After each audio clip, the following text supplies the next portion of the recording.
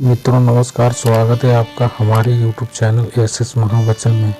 आज हम बात करते हैं महाभारत के योद्धा किसके अवतार थे, कौन किसका अवतार था। आइए जानते हैं इस वीडियो के माध्यम से।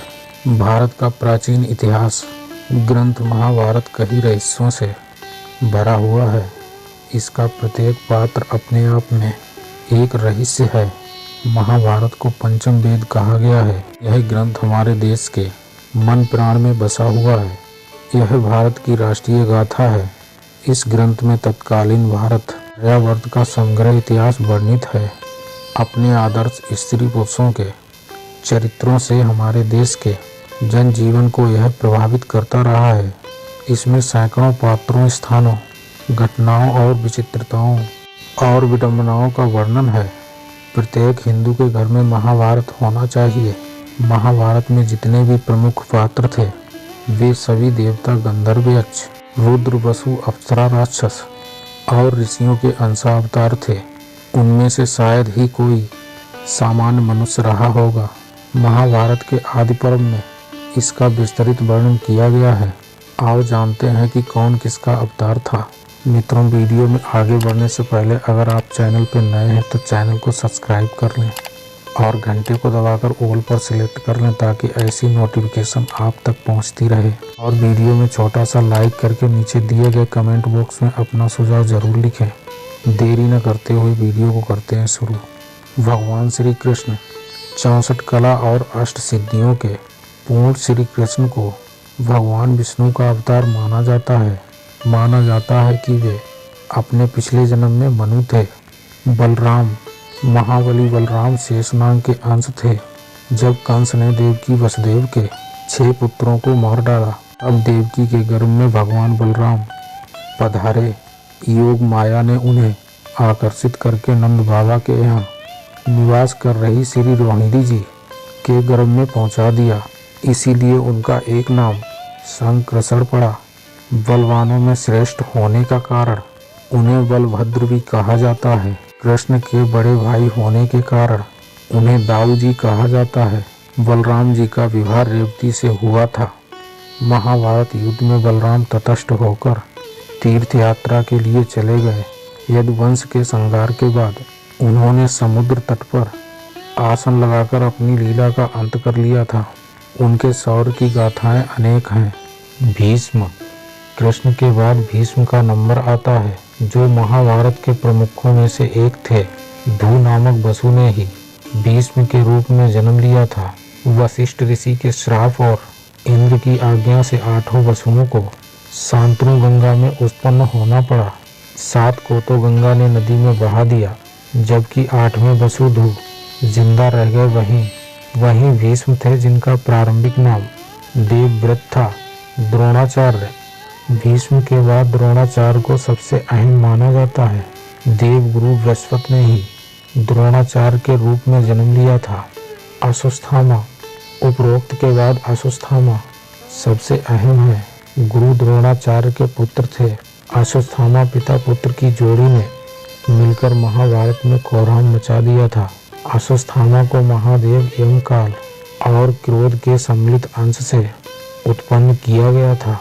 कर्ण देवताओं में सबसे प्रमुख सूर्यदेव के पुत्र थे। कर्ण सूर्य के अंशावतार थे। कर्ण के बारे में सभी जानते हैं कि वे सूर्य कुंती पुत्र थे। उनके पालक माता पिता का नाम अधिरथ और राधा था। उनके गुरु परशुराम और मित्र दुर्योधन थे। हस्तिनापुर में ही कर्ण का लालन पालन हुआ। उन्होंने अंग देश के राज सिंहासन का भार संभाला था।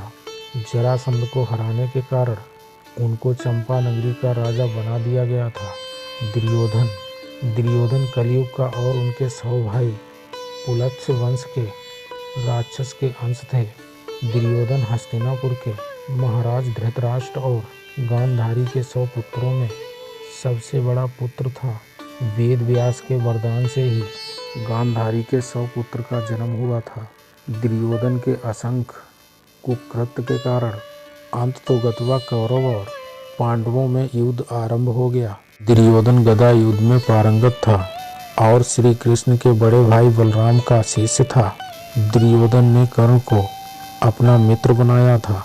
गांधारी द्वारा देखे जाने से उसका शरीर वज्र के समान हो गया था, लेकिन कृष्ण के छल के कारण उसके गुप्त अंग का स्थान कठोर नहीं हो पाया, जिसके चलते महाभारत युद्ध में भीम ने दुर्योधन को उसकी जांघा से पकड़कर उसके 2 फाड़ कर दिया और इस तरह दुर्योधन मारा गया।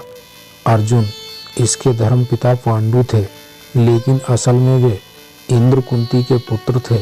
देवराज इंद्र ने अर्जुन को बचाने के लिए कर्ण के कवच और कुंडल उनसे छल द्वारा छीन लिए थे। देवराज इंद्र एक ब्राह्मण के वेश में पहुंच गए कर्ण के द्वारा और उनसे दान मांग लिया।